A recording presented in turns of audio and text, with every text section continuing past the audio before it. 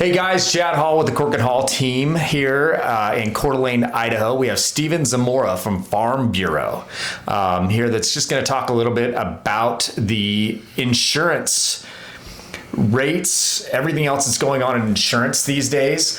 I know there's been a lot of talk of that recently, especially after the fires that happened in California, the floods that are happening on the East Coast. Do you find that people are coming to you with more and more questions regarding what insurance looks like today? Yeah, absolutely. Chad, first off, thanks for having me, man. Absolutely. Yeah, I appreciate it. Yeah. The insurance industry right now is pretty volatile, to say the least. So with these nationwide carriers, I'm sure a lot of the audience right now has seen rate increases because of these fires. I mean, the fires in Hawaii, fires in California, the natural disasters that happen on the East Coast. Yep. And so with these nationwide companies, we're all in a pool, right? And so I get clients that call me all the time. They're like, well, Steven, I didn't have a claim. Why are my rates going up? Right. Well, it's because you're actually in a pool of people that you're sharing in the risk with everybody. So you're saying that those people's insurance that just paid for a new house to be built is affecting the rate in a house in Idaho that had nothing to do with a flood in Florida or a hurricane in Florida. That's correct. Yeah, unless you're Idaho based, like Farm Bureau, my company that I work for, which is a beautiful thing. And so we've been profitable the last 3 to 5 years where other companies haven't. They've been in the hole, right? Like I've done some research on the insurance industry, and they've been losing 10-20% a year more than what they've taken in. Yep. So every dollar they're taking in, they're paying out $1.15, $1.20. And so in turn, how is that sustainable? It's not, man. We're all for profit. We're not non-profit organizations. Got bills to pay. Everybody's got And so in turn, who's going to eat the cost? It's going to be the insurance. Yeah. And so the nice thing with Farm Bureau and the company that I represent is we're Idaho based, we're local. In the last 3 to 5 years, we've been profitable. And so while other companies are doing, the 20-30% rate increases every year, we're doing 5 to 7. Okay. So typical stuff. 5%, everybody can kind of eat 5%. You know what I mean? I think we all are dealing with inflation and paying $10 for a box of eggs right now. So I think we all kind of understand that there is some inherent risk in insurance. Yep. So what factors are increasing those costs? Like right now, you have the floods, the hurricanes, but in Idaho specifically, what is affecting the cost? Why are they making those 5% increases? Yeah. So the cost to fix a car these days, I mean, if you replace a windshield that has eyesight or adaptive cruise, it's like $1,500 now. Yeah. My wife's got a heated windshield on a Range Rover. That's probably like a $2,500 windshield, then I would assume. In fact, I was told by my auto carrier that they wouldn't put insurance on that because it was too expensive for the window. Really? Yeah. Just because of the window? Because of the window, yeah. So it's got all that, infrared, the radar, all the things, the night vision, plus heated. Oh yeah. I just saw her car. It's really nice, by the way. That thing's awesome. Well, she works hard for her money, so yeah, you guys earned it for sure. Yeah. Absolutely. No, and so just cost of everything has gone up, man. Yeah. So in turn, we're paying out more, and so not just the natural disasters or the claims affect rates, but it's the cost to rebuild things. Like housing costs have gone up, so we're having to fork out more for claims, and in turn we have to sustain our profitability and raise rates. So building materials have increased, we all know that. Labor costs have increased exponentially. Insurance costs are increasing. Everything that goes along with that is just creating the need for a rate increase so that you guys can stay profitable, stay in business, and make sure that you're covering your homeowners properly. Correct. Yeah, correct. And so, but there's other factors that, go into rate, especially like with homes. Like location is a big one. Okay. So if the farther away you are from a fire station, the more expensive it's going to be. Or if you have a fire hydrant that's too far away, or if you back national forest would be one, right? Because I've had that come up in a couple of transactions I've had this year, or last year. So yeah, it's called defensible space. So if like trees are like touching the house, insurance companies don't like that. Out in the boonies, not good access. Yeah. And so with us, most companies are just doing kind of a flat blanket. We're not doing any of those. Yeah. So there's protection class 3, which you're in town right next to a fire station. Right. And there's 10s. And so 10 is the highest. And so 9s and 10s companies are just getting out of. Okay. And they're like, we're not touching it. Right. But with us, because we know the market, we're Idaho based, we can kind of pick and choose which ones we like. And so I'm getting a lot of those approved. Right. Yeah. How are homeowners determining the amount of coverage they need on a house?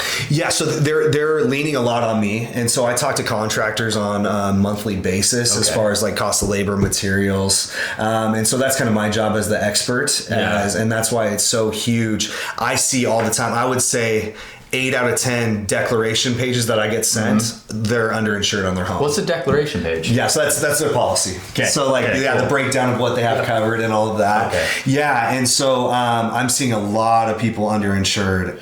What would you say would be the average of underinsurement on that? Like, I know that I've looked at my policies almost every year. I make sure that I'm upgrading my insurance every year based on values of homes. We know what houses cost to build these days.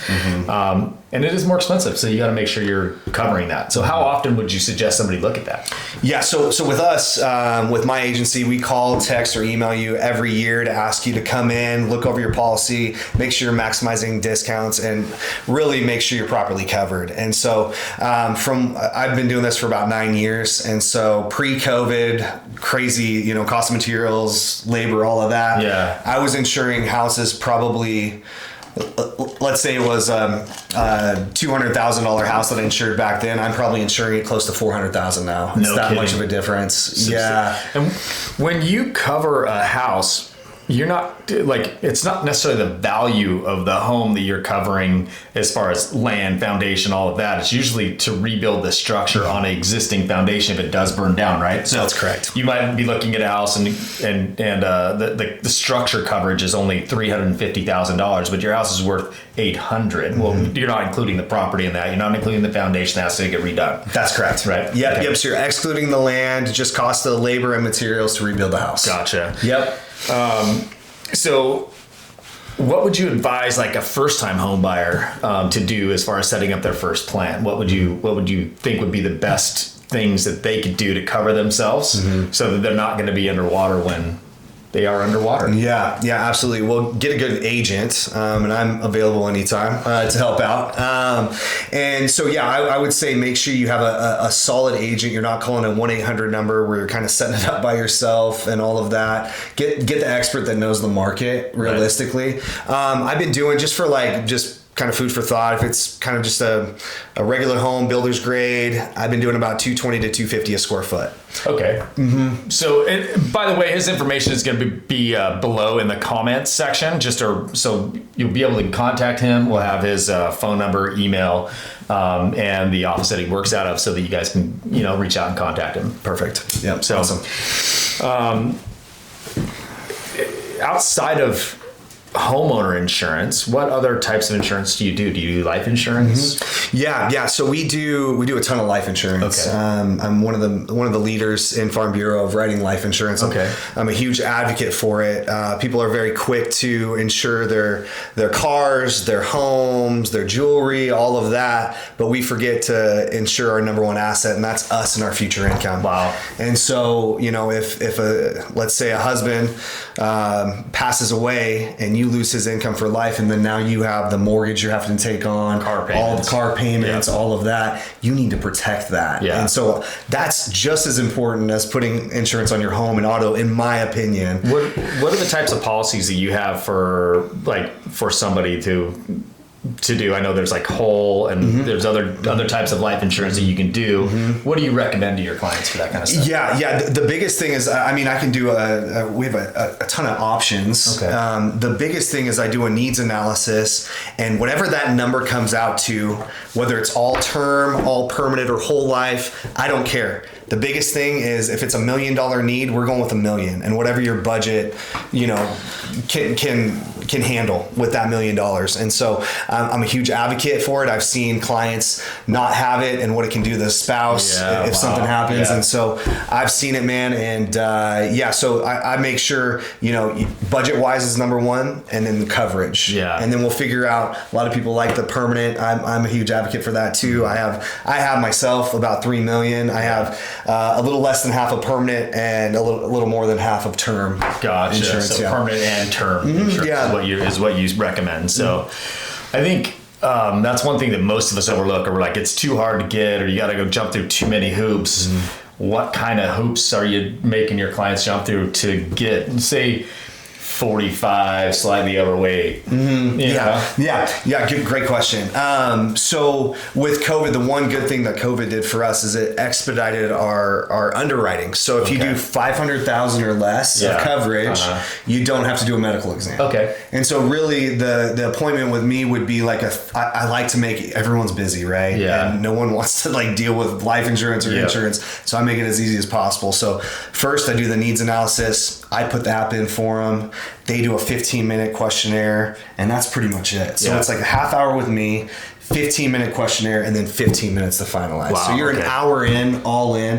If you do 500 or less, anything over 500, you're going to have to do a medical exam. 500 is going to cover a lot of expenses that happen, especially if God forbid, somebody in your family were to die, a husband or a wife, and to pay a house payment, pay notes off, to pay credit card bills, pay burial expenses. I mean, there's a lot of things that go into dying.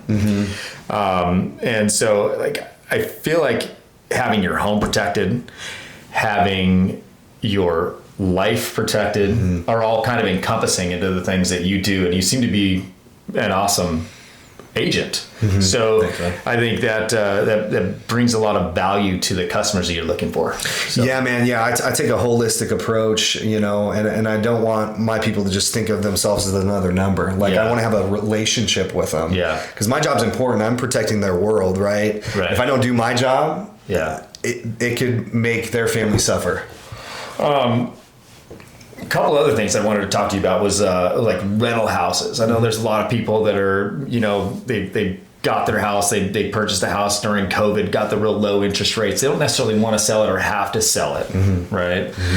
They've got those 3% interest rates that nobody wants to get rid of, right? I have one. And most of my rentals are all on those low interest rates. But what does it cost to insure an average rental these days? It's actually a lot cheaper than you would think. Okay. I mean, I insure some high-end rentals, low-end, anywhere in between. I would say, let's say the coverage in town, $500,000 on a rental, you're probably looking at $70-$80 a month. Cheap.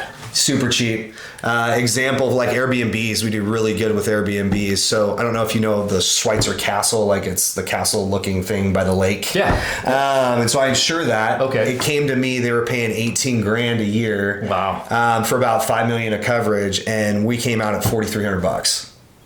And we're on the hook for $5 million of coverage on the structure and another like $3 million. So we're like $8 million on the hook for $4,300 a year. That is exponential, man. It's huge. What a savings you just did. I know. Yeah. When I got the quote back, I was like, "Are we sure about this? We always like, are we sure about this? Robbing us? No. In that case, you guys, you're actually making good on your promises. Yeah, man. Yeah. Good coverage. You're getting them the deal. Not that's going to happen to everyone, but in this circumstance where that house is a very expensive home. Oh yeah, it's beautiful. We'll have to maybe try to find a picture of it and put it in the video here. But I think finding a guy that is here local, somebody you can like put your hands on, walk into his office and go, "Hey, I got a problem." Yeah. You know what I mean? I think that's big. And when we're dealing with multi-state agencies that have people that work from home and they're on different time schedules. They might be an East Coast person, so you can only call till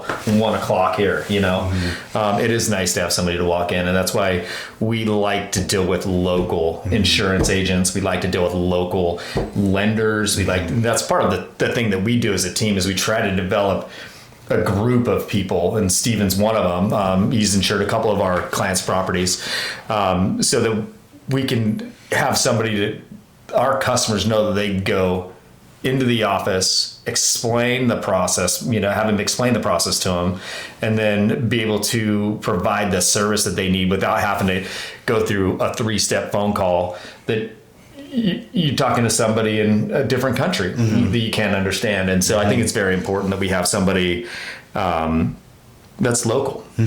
Yeah. No, I think that's a huge asset to have as far as your insurance agent. And I actually have an office here in Post Falls. I have an office in Nampa, so Southern Idaho, and then we're going to be branched out here into Washington soon, probably next year. And so it'll be like Liberty Lake area, and so we can provide the same services to Washington. And you have to be licensed in every state you provide insurance in. Is that correct? Yep. So we're just going to be. So right now we're just Idaho, and then we'll be Washington here in about a year. Cool. Yeah. And then will that be your office locally, or will that be the Farm Bureau out of Pocatello, where their main office is, right? Yeah. So it'll be mine. So I'm under the umbrella of Farm Bureau, but I own my own agency. Okay. So there's 11 of us total right now, and we're the fastest growing Farm Bureau agency in the whole company by about double almost everybody else. Here in Post Falls? In Idaho. In Idaho. Wow, okay. Yeah. So I just have a great team behind me, man. Yeah. It takes a village to do what we do, and just have met great people. And so no matter who you work with, whether it's me, someone else from my team, you're going to get the top level of service. Because I mean, we're picky with who we hire, right? Yeah, you don't want to have somebody who's not going to do the job for you and live at your level of expectation. Correct. I mean, so I think that goes for all of us. It's the same with our buyer's agents, our listing agent in our team, with our assistant in our team. If they're not living up to our status quo, then it's not going to be good for anyone. They've got to be able to dot I's and cross T's and make sure that the paperwork's right and that they're properly covered. In your case, it need to be. And I think that's just a big deal. And then to have somebody that's local is just a huge deal for me. I love being able to walk into somebody's office and go, hey, or to have a cell phone number of somebody that I know. It'd be like, hey, can I send you a text real quick? I've got this problematic property. You know what I mean? I've got this 20 acres Idaho forest on one side, it's got national forest on the other side. How do we insure this property? You know what I mean? And having a guy like you, it's awesome to have on the team. Yeah, man, I appreciate that. Well, your guys' team is killing it too, and the sky's the limit for you guys. I mean, you guys are absolute rock stars. Well, I appreciate that. We do work hard for everyone, and that goes from trailers to multi-million-dollar mansions, and we deal with them all. So how do you go about like making your clients understand everything that they're covered for? How does that work?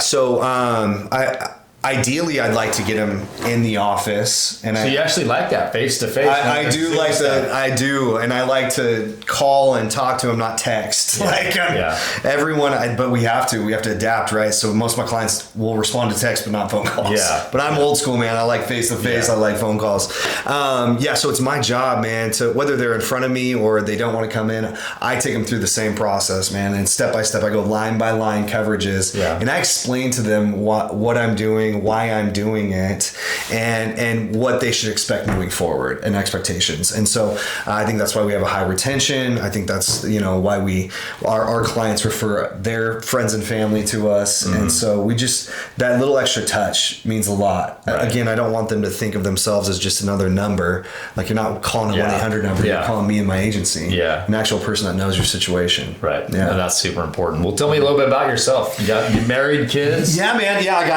got 2 kids. They give me a run for my money, especially my daughter, Kaya. I got one of those. Yeah. So she's gonna be 4. My son just turned 7. I'm coaching his basketball. Cool. I'll be coaching baseball. Awesome. He loves all the sports that daddy did, so it makes daddy happy. Yeah. Got a beautiful wife, been married going on 9 years. And so she's definitely my better half. That's for sure. I married up there, so fair. Thank you. Yeah.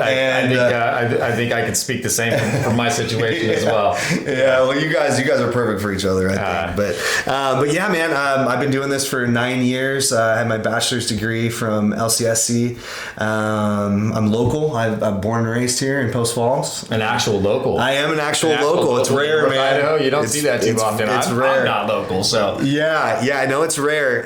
And yeah, just I love what I do, man. I'm blessed. I get to be flexible with my family, coach all my son's stuff. It's a beautiful thing, man. What are your hobbies? What do you do on your free time? Yeah, golf.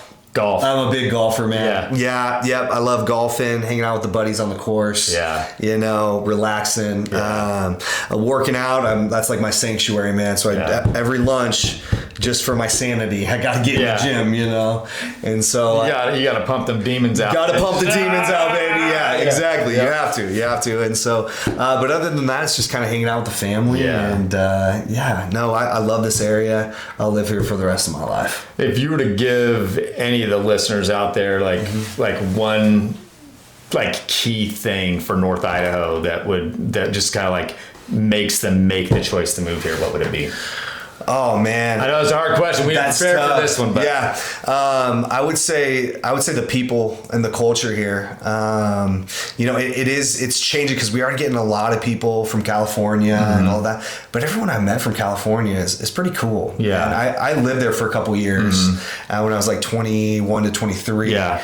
And they're not. I feel like we're getting the good Californians, in